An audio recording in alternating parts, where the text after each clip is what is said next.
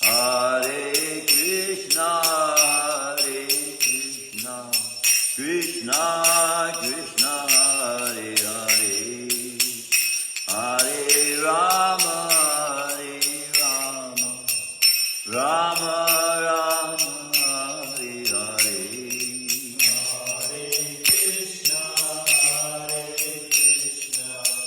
Krishna Krishna, Hare Hare, Hare Rama, Rama Rama, Hare Hare. Hare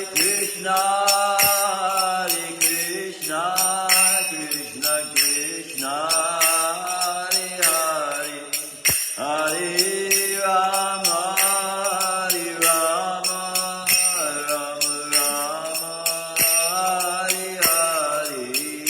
Hare Krishna, Krishna Krishna, Hare Hare, Hare Rama, Rama Rama, Hare Hare. Jaya Radha Kunjabi Hare, Radha Kunjabi Hare Hare. Jaya Radha Kunjabi, Jaya Radha Kunjabi, Jaya Radhe. Jaya Jagannath, Jaya Jagannath, Jaya Balaji, Mai Subhadra. Jaya Jagannath, Jaya Jagannath, Jaya Baladeva, Jaya Subhadra.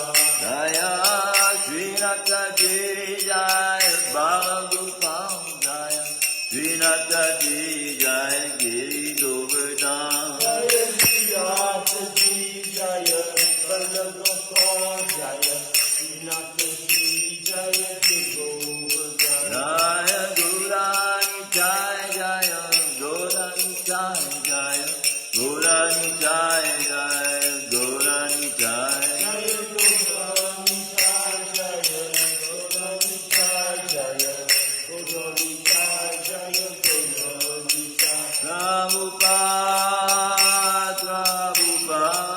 Prabhupada, Jaya Srila Prabhupada.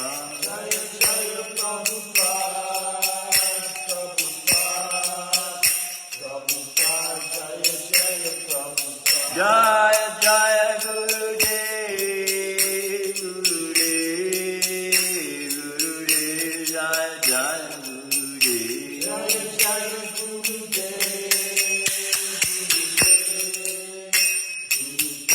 Jaya Jaya Gurudev. Jaya Om Vishnupad, Paramahamsa Parivradikacharya, Hostile to the Satushi Shrimad's divine grace, founder of Iskana Bhai, Charanadavinda Bhaktivedanta Swami, Srila Prabhupada ki. Grantaraj Shrimadbhagavatam ki. Their most merciful Lordship, Shri Kunja Bihari ki. Shri Jagannath, Shri Baladev Magi Subhadra ki. Shri Nathaji, Shri Balagopal ki. Shri Gorni Tikai ki. Itai Go Premanand. All glories to the assembled devotees. All glories to the assembled devotees. All glories to the assembled devotees. All glories to the Lord and Spirit of Shri Guru and Shri Gauranga. Om Namo Bhagavate Vasudevaya. Om Namo Bhagavate Vasudevaya. Om Namo Bhagavate Vasudevaya. Om Namo Bhagavate Vasudevaya. Om Namo Bhagavate Vasudevaya. Om Namo Bhagavate Vasudevaya. Narayanam Namaskritya Narayanam Namaskritya. Naram Chaiva Narottamam Naram Chaiva Narottamam. Devam Saraswatim Vyasam Devim Saraswatim Vyasam. Tito Jayamudiraya Jayamudire. Nasta Prayashu Bhadreshu Astaprayeshu Bhadreshu. Nityam Bhagavata Sevaya Nityam Bhagavad Sevaya. Bhagavati Uttama Shloke Bhagavati Uttama Shloke. Bhaktir Bhagavati Naistaki. Bhakti-Nistiki. Reading from Shrimadbhagavatam, Canto 1, Chapter 6, Text 25. Text 25. Etavad Etavad uktva parama Utvaparam Pararama. Okay. Tan Mahad Etavad ukto Vapararama Tan Mahad Etavad Utva Pararamatan Mahad Bhutam Nabho Lingam Alingam Ishvaram Bhutam Nabho Lingam Alingam Ishvaram Bhutam Navo Lingamalinga Ishwaram Aham Cha Tasmai Mahatam Mahiyase Aham Cha Tasmai Mahatam Mahiyase Tasmai Mahatam Mahiyashe Shirshavanamam Shirshanavanam Vidadhe Nukampita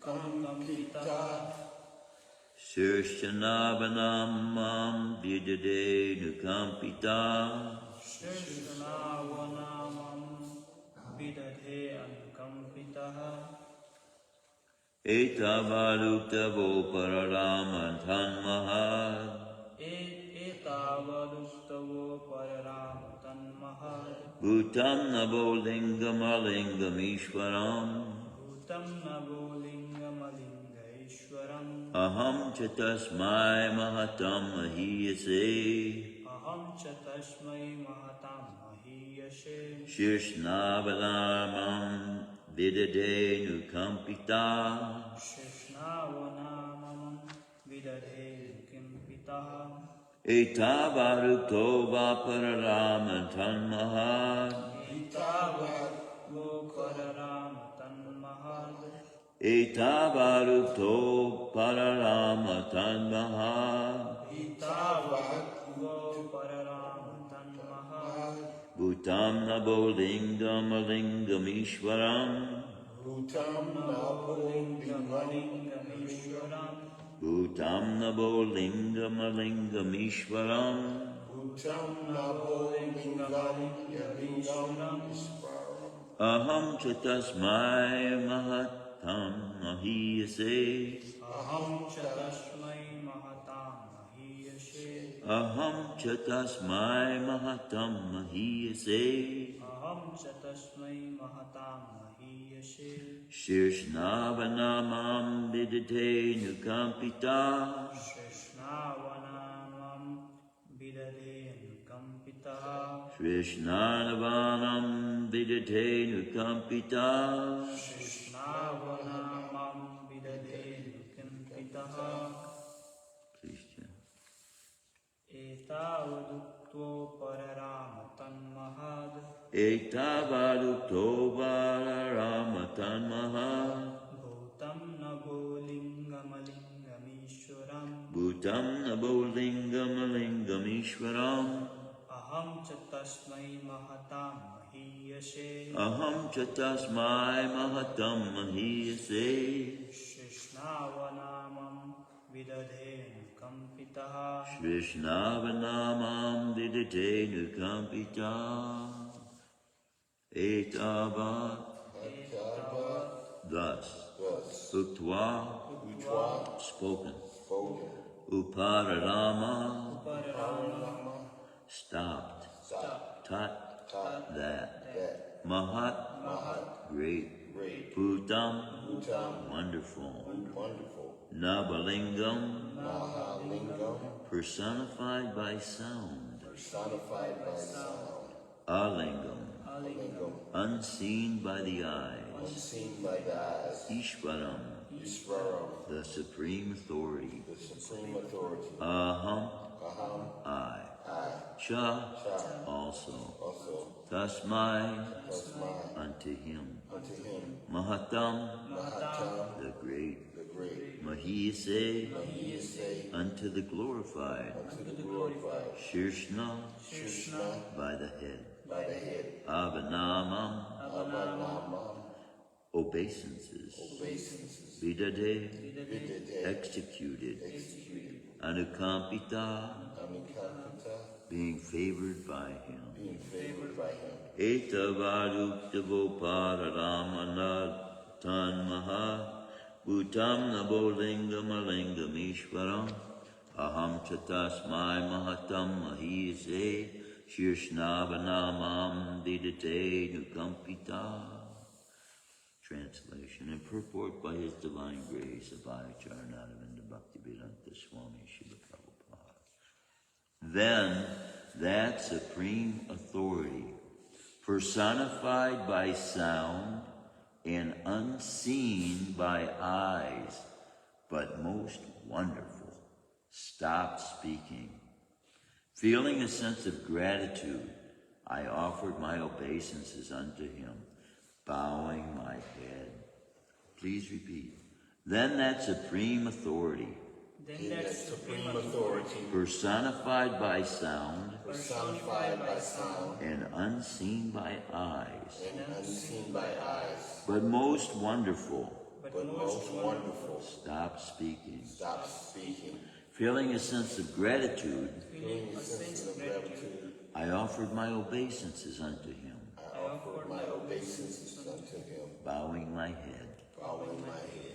Then that Supreme Authority, personified by sound and unseen by eyes, but most wonderful, stopped speaking. Feeling a sense of gratitude, I offered my obeisances unto him, bowing my head.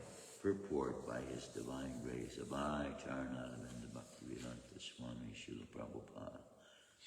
That the personality of Godhead was not seen, but only heard, does not make any difference. The personality of Godhead produced by the four Vedas by His breathing, and He is seen and realized through the transcendental sound of the Vedas. Similarly, the Bhagavad Gita is the sound representation of the Lord, and there is no difference in identity. The conclusion is that the Lord can be seen and heard by persistent chanting of the transcendental sound. Om Jnana Timirandasya Gananjana Shalakaya Chakshusur Yena Tasmai Shri Gurave Namaha. There is being made the statement that Krishna is complete in every form that he reveals himself in. So he reveals himself to us in the sound vibration of the Maha Mantra. He reveals himself to us through Guru. He reveals himself to us through Bhagavatam. Reveals himself to us through all the Vedic literatures, Bhagavad Gita, and all the Shrutis and the Shastras. So he takes these various manifestations for the sake of the devotees he's giving it to. And in each manifestation, he has the completeness of himself, but he only manifests those aspects of his personality according to the time and need that he's manifesting to fulfill. So, just like in the form of Veda Vyas, even though he's non-different from Krishna, he's playing a different part than Krishna plays on the battlefield. So Veda Vyas doesn't take up any weaponry for himself to kill anyone. So he plays the part of the literary incarnation who is giving the knowledge of himself. But we have to remember that every role he plays contains his supreme power. This is what is misunderstood by so many other followers of Vedic principles. They see God represented in the particular position that he came to for the particular time and circumstance, to the particular people he came to, and they thereby believe that that's the only form he ever takes, or ever has taken, or ever will take. And so by that misunderstanding, then, great schisms are caused amongst the nations of the world. So to see God in his completeness, this is the aim. See, because on the battlefield, Arjuna was seeing Krishna. Of course, he was closer to Krishna at that point, as it's revealed in the Bhagavad Gita, than anyone else, anyone ever on the battlefield than he was. But nevertheless, Krishna was personally as close to them from period to period, from time to time, in his conversations with them. When he went to the palace to plead with the Kauravas to give them some land for the Pandavas to give rule over, he was talking to them and as close to them as we are now. But he didn't allow them to see him as he is. So he was allowing them to see him as an ordinary person.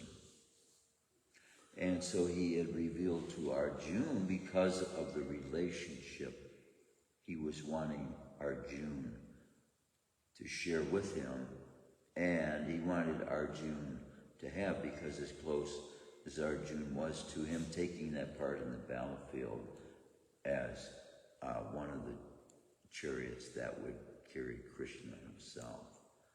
So how much responsibility there was upon him as a charioteer to be protecting Krishna also. Krishna couldn't take up any arms.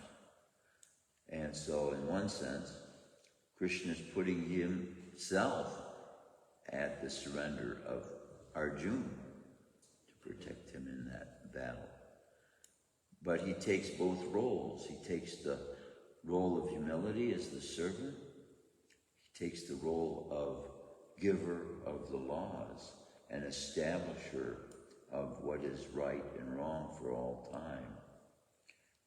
And so it is the devotee that Krishna finds favor with that he reveals himself to. The same way that Krishna can be looked at as an ordinary person, when you're out on the street, police people, general public, they look at you as an ordinary person. In a sense, we are ordinary people, but the soul is not an ordinary energy. And as such, it is more powerful than millions of suns. And we hold this knowledge with us. And yet, we go out amongst the public who is totally unaware of what we are as souls, what they are, the same way as eternal energy from Krishna himself. And so the same way that they would look at Krishna as being ordinary, they would prejudge in their minds about us, about what our purpose is, why we're there, what the books are telling. Before they even read, they'll make a determination in their mind about what the book's about. Human beings do that. And especially, what's the saying? Say, don't judge a book by its cover. Right. So, we go out in the general public dressed like the general public. Why? Because people judge by the cover. So, I don't know, did you guys dress with regular karmi clothes when you went? Oh, you went dressed in dhotis. See, that's first class. Right? Okay. Because immediately, when someone who has no interaction with spirituality whatsoever, they don't know what the difference is between a devotee and a normal person, but they see a devotee, immediately Their consciousness is being exposed to the manner, the etiquette, the covering worn by those saintly souls that are in the spiritual world. This is the dress of the kingdom of God that most people who are on a spiritual path are aiming to get to. See, we carry that knowledge as well. But some people, seeing us in this dress, they think, oh, they're foreign.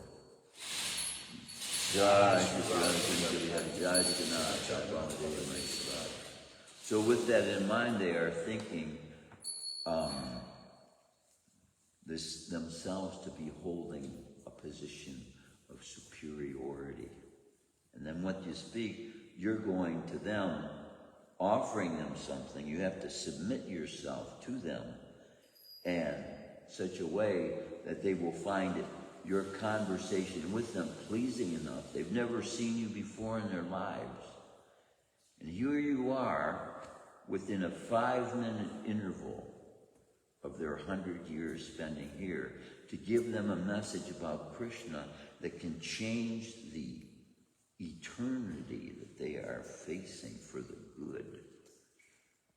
And in that 5 minutes you have to give that message to them, you can soften their hearts to the extent that they've made you, when they give you a donation, in their hearts they've made you a friend. You don't think of it like that, because you'll never probably see them again.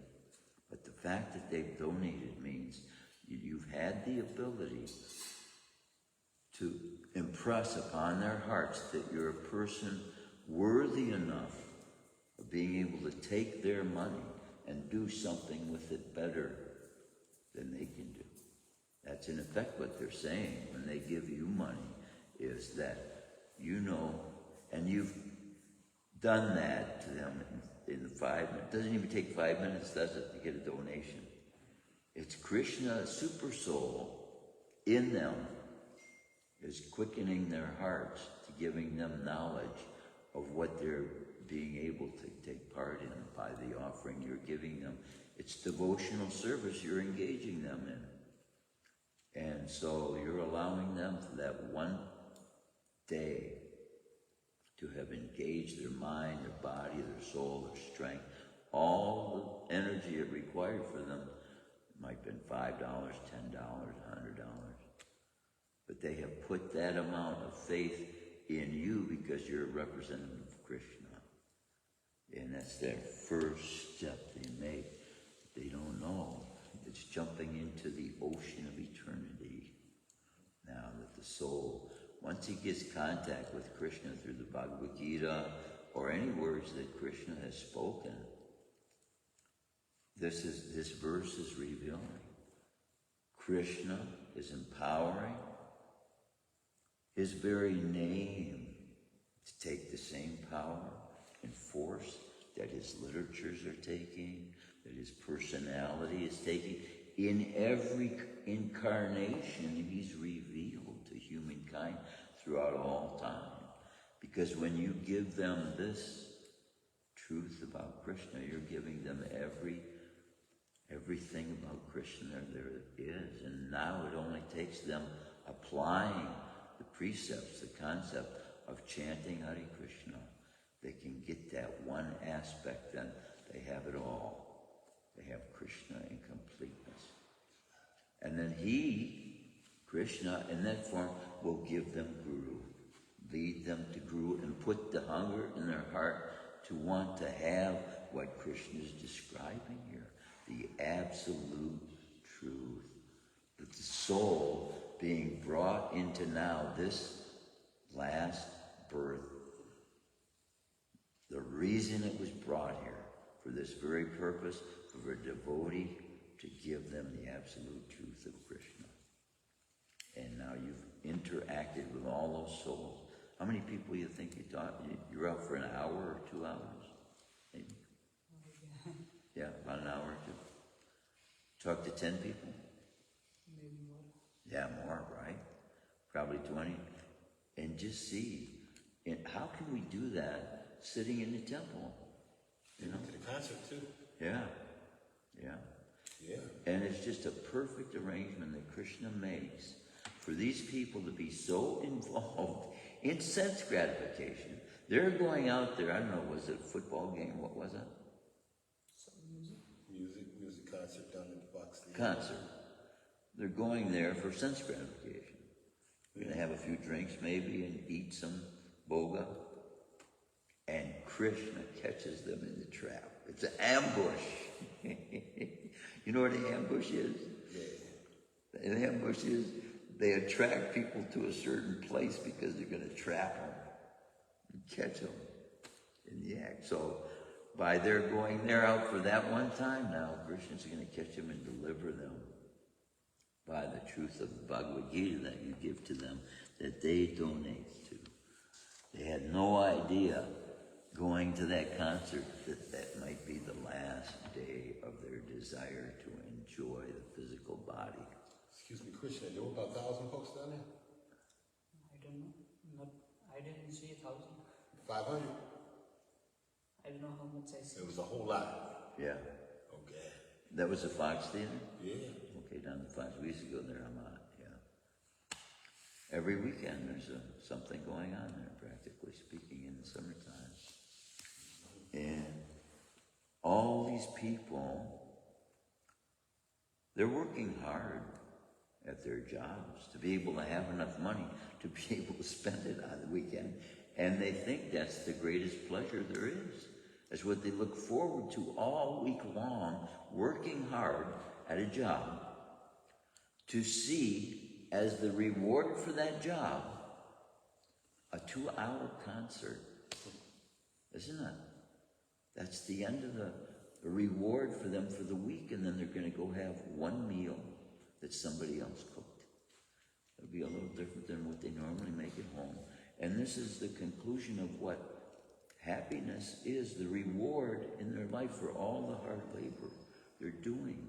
And when it comes to an end, there's no more reward after that they can even conceive in their minds that they're going to get.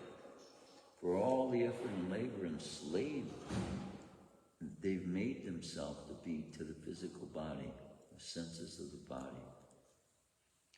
Whereas by the same amount of energy put out to experience that, they could be experiencing eternal happiness developed by relationship with someone as exalted as Narada Muni.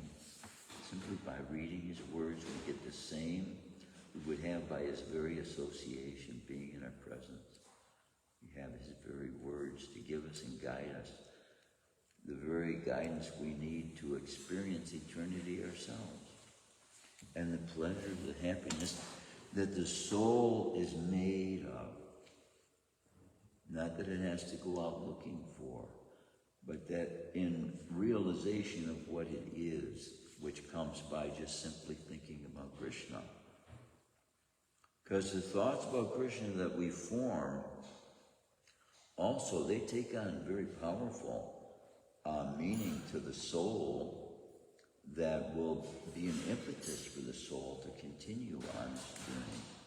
So every day as we apply these principles, then we can be assured that Krishna is going to give us impetus. Just like for them going out to this concert, the music they were thinking to hear was the impetus for them to get there. So they're not going to get the completeness they would if they were coming to the temple with their minds set on the idea that they can do something to please Krishna with. But it's only a drop that is necessary because it's so potent.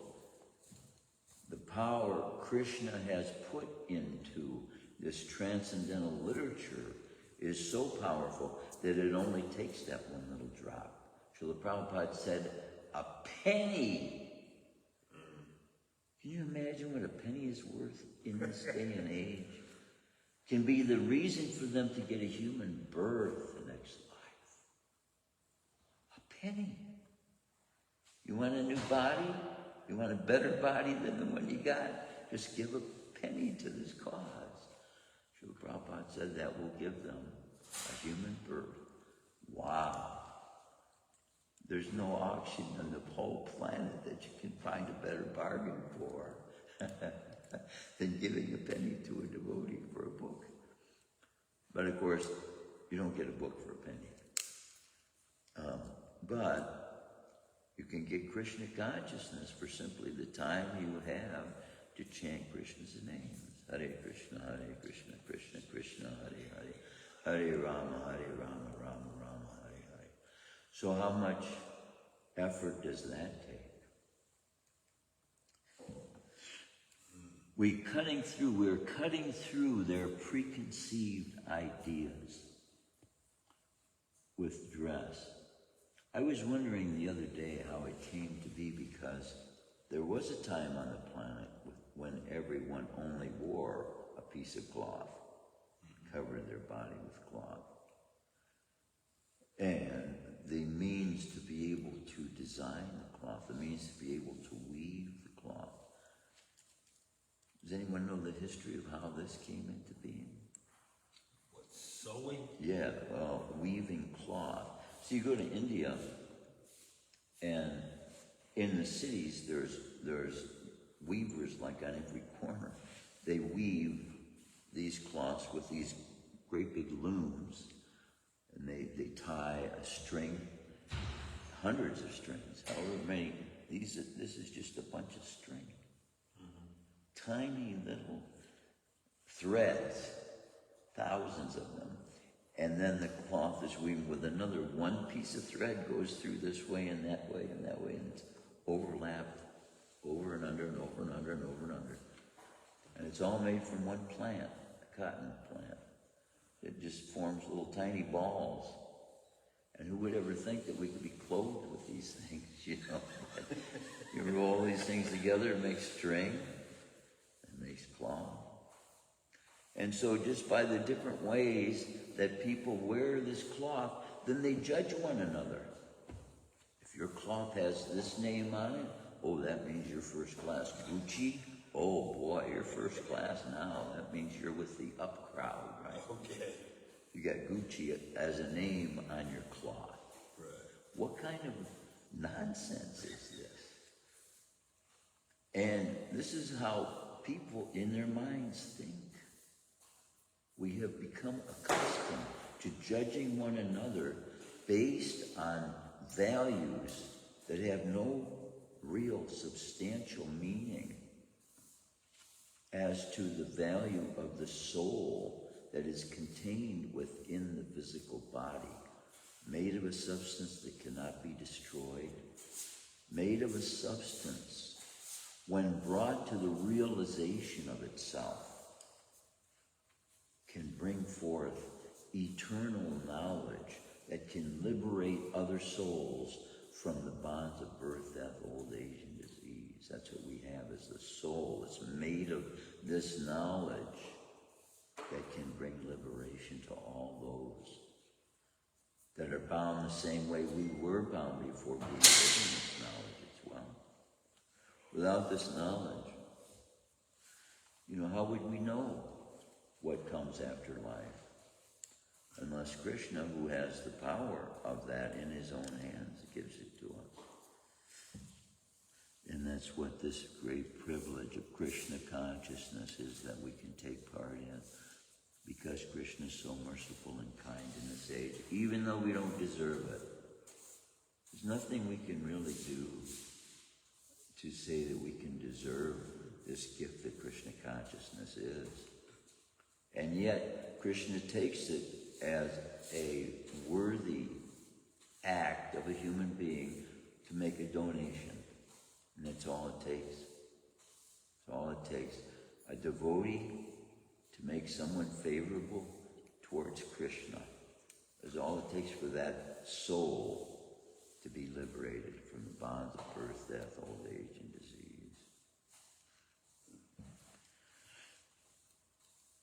Where is there such freedom being offered?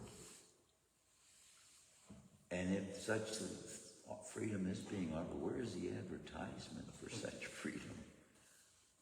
All the advertisement is all the aggrandizement that can be done for the physical senses of this body.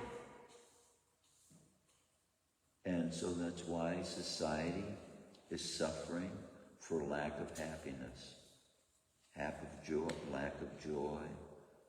It's all due to a lack of love. It's all due to a disconnection from God, who is the source of everything there is, everything we have access to as devotees. Because Krishna gives us access to everything we need to, as he's explaining gradually, even as it's revealed in Narad Muni, when Narad was thinking, oh, well, I'll just repeat this and he'll come. But no, as we develop the consciousness towards Krishna respectfully, to know that he holds everything in his own hands. And so how we act, how we think towards him is going to be the determining factor after this lifetime where we end up. So it is by that constant, necessary, constant training the mind to think about Krishna favorably, to see him how he really is. This is what Krishna wants to reveal himself to us. Otherwise, why would he be giving such instructions on how to see him, how to understand him? It is his desire more so than ours, which is why we see this somewhat as a difficult task in our perspectives of being able to chant and all these things. It's the aparadhs we've committed in our lives, our thousands and thousands of lives. And still in our minds we hold things that we don't recognize yet as offensive. But gradually as time progresses and we begin to see how offensive we are, then we purify and then we become able to even communicate people we have never seen before. And within 5 minutes, persuade them that we know God. And that's what it takes, doesn't it? For somebody to reach in their pocket and give you money. Now, there's people out on the street that are begging for money because they share the same need for water and food that other human beings share. But when a devotee approaches someone, it's different. He's not asking for his own food or well-being. He's asking for the welfare of others in most cases. We are here to collect on behalf of those who don't have. This is the mentality that a devotee tries to approach. We say fruit of workers are karmis, right? We approach karmis in this way because that's their mindset. I have to work to provide for myself, and some people can't. So helping them is, for me, pious. And then I get some reward for doing that. So that is, in most people's minds, what religion means, is giving to the poor, taking care of the needy, and all these things. But they forget that knowing God is the real end result of piety, end result of religion, and the origin of love, which is what really society is missing. I get back to that time and time again, because everything we see that causes disturbances in the world is the absence of love. Absence of love. Wars, misunderstandings about different cultural beliefs and its effects, different understanding amongst politicians on what acts they think will affect the society in what way, and they all see from different perspectives. When Lord Chaitanya comes up with this, Achintya Beta Beta Tattva, simultaneously, everything in this world is carrying aspects about it that seem totally contradictory.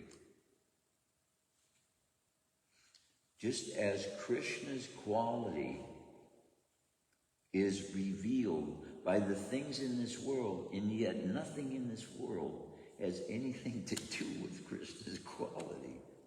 It's all temporary. And Krishna is all eternal. And yet everything in this world can be used to reveal an aspect of Krishna's total control, total power.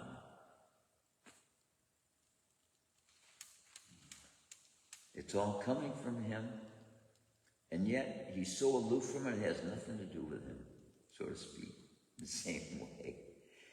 So this concept, achintya bheda abheda tattva, it is a profound concept that enables the human being, by taking it as a sublime truth, he can apply it to every subject matter in this vocabulary of our minds. That everything, every subject matter that there is has another perspective to it than what immediately meets the eye or the mind. And taken into a philosophical perspective from a devotee, it can all lead to Krishna.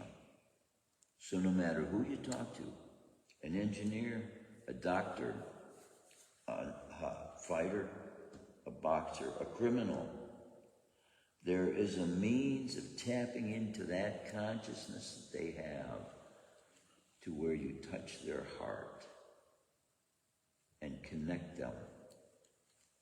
Because actually they can't be disconnected. Although Krishna can keep them if they, you know that they call the consciousness or the conscience, two different things here. Consciousness, the awareness of being, and then consciousness is said to be that still small voice inside that when we think to do something wrong, it tells us, no, don't do that, don't go that way. So even a criminal, over a period of time, when he goes against that still small voice, the small voice becomes quieter and quieter and quieter. Just like you may tell someone something that is very beneficial for them. Shouldn't smoke, right? And every time you see them, they got a cigarette in their mouth still, even though you've told them so many times, you've explained, you revealed how many papers of research have been done, writing, revealing how harmful these things are to your health, and still the guy is, every time you see him, he's smoking a cigarette. So pretty soon, you're not going to want to tell him anymore, right? So you only need to tell somebody once who has intelligence by your own mistakes. A wise person can take, by being told once, the suffering you experienced, they can attribute the experience to your suffering and learn from that and not commit the same mistake. That's what a wise person does. They learn off the mistakes of others. See, these are as well instructions being given to us because we have made all these mistakes in our minds about the ways we reason. The way we reason about other people, the way we reason in our minds about who is who, and, what is truth, and who is living according to the truth. So all of these instructions Krishna is giving to us through all these examples and relationships different souls are having with each other to enable us to become more developed and more mature in our perspective of seeing that you never know that person you're going to come in contact with on the road might be that very much more advanced soul than you are. That when you talk to them, you find out actually they can help you as well spiritually. Because just like a teacher being guided by Super Soul to give instruction because that teacher cares individually for each soul, then Krishna can allow us to have the perspective to know that every person we can come in contact with can be a learning experience for us. And we can be a learning experience for them as well. So there never has to be a moment in our life that we have to be bored, we have to think that we're alone, we have to think there's nothing to do. You know? Our life is meant to be full. And knowledge, the way Krishna is revealing, is meant to be complete. But there's no end. There's no end to knowing about everything there is to know about and how it applies to Krishna consciousness. And simultaneously, there is an end. So there's an end to Maya. When you surrender to Krishna, there's an end to Mahamaya, and you then become covered over by Yoga Maya. But Mahamaya is still there. There's an end for you, but there's no end for Yoga Maya itself. No end for Mahamaya itself. So everything that seems to have a beginning has an end. Everything that seems to have an end has an eternal aspect about it as well. Because even the material universe, as it's manifested, when it is dissolved and returned, it goes back into the body, the same place it came from. So all these things are just changing form. I don't know what Satchidananda looks like, but I don't think I'll be able to see it with these eyes. But see, the bodies are made of that substance in the spiritual world, and the eyes we will have then, we will be able to see. But I'm not exactly convinced yet that the soul does not have access to those eyes, even though it's contained within this body. If we see Srila Prabhupada in a dream, then now, are we seeing him in his real form that he's in now? Or is he revealing it to us because of the way we're familiar with him to know who he is now? If he appeared as a Gopa or a Gopi, we might not recognize him, right? But he can appear to us in any form and reveal to us who he is. All this is available. Everything is available to the devotee who surrenders to Krishna. Everything that everybody is working hard and striving, making life difficult and complicating to get an end result that will end at the end of this life. Slaving for. But the devotee is going to experience the eternalness after this life that no other souls are going to be able to have the privilege to experience, except those who have been given that contact by the devotees who are out there giving the knowledge.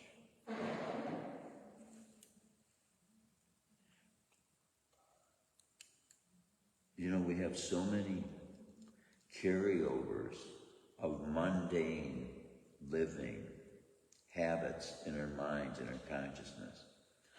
The other day, Adi Raj came here. Well, it was a couple months ago. And this Mataji was so diligently, you know, when prasadam's out there, there's food laying all over the table, and there's spoons sticking out like that. If you love prasadam, doesn't matter. You go there. But a new person, they see that, it looks a little unkempt, and it's not exactly inviting. So here she is. She's putting everything nicely into containers. Nicely neat, covered up with plastic wrap, and each thing put into portions that people would appreciate. What are you doing using so many cups? What are you doing using all these plates? You know, like that. But see, this is mundane concepts about spiritual activity. We can't apply the same mundane concepts that apply to spirituality. They don't apply the same way. The trees that were cut down, whose lives were ended, whose bodies got used to serve humanity, now in the form of a cup, in the form of a plate. Krishna doesn't forget that. Krishna doesn't let that go unrewarded. Every form of life that serves humankind, that serves Krishna, gets benefit. And so we can see, even to some extent, you could see logs being made to house people. So that life that was given by that soul for its body to use constructively for another human being, it's obvious to be able to see how there is a law of justice at work to enable that lower form of life to get the opportunity for a better option the next time around.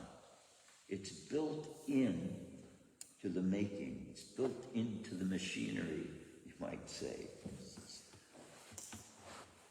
So every act, like he said, produces a reaction. The acts of karma, though, are not equal in force. 7 times when you commit a karmic act against another human being, it comes back that many times.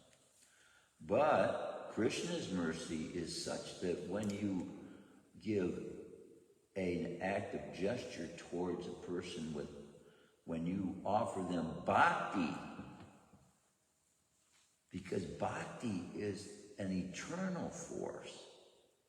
See, then with each act you make towards giving someone else eternity, what's coming back to you? Think about that. We don't do it for that cause, but it's built into the machinery. Just like planting a seed, built into the function of that seed growing because it's watered, is the fact that now we're going to have hundreds of seeds. And from those seeds comes hundreds more, means eternal. So see how even an act in the material world of planting a seed is in fact instigating an eternal force. This life force, which is the breath of God within all life,